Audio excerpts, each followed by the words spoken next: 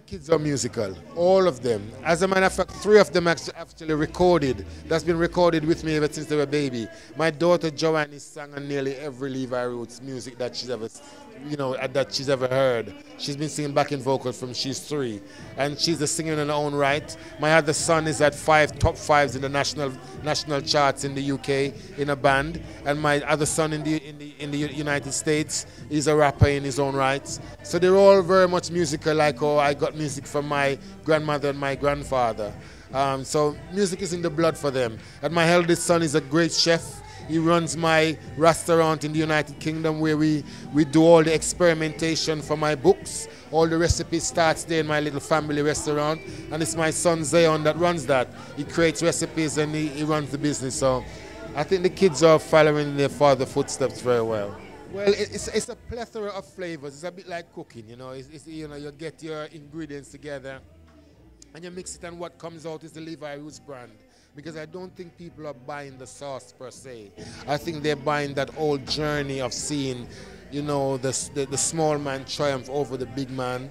It's seeing the whole business about the sauce of how you've grown something from small to make it a fruitation. They've seen that it's a merger of two passions of music and food. So there's a lot of mixture there in the picture for people to see, much more than if they would use a bottle of Heinz tomato ketchup.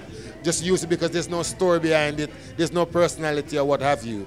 But I think when people pick up a bottle of reggae sauce or any Levi Roots products, it's that journey that comes with it, that entrepreneurship and that food aspect of music and that fun thing that hopefully that we as a team has put into the brand. The sauce has been a fantastic success in the United Kingdom to a point that we haven't distributed outside of the UK as yet, but it's reached as far as places Africa, Dubai, Australia, wherever there's somebody can import the sauce on their own. They have done it, so it's been a fantastic success. But we had a plan just to do 5 years in the UK without moving, without adhering to the temptations of taking it here, there, and everywhere, because we wanted to build it really strong.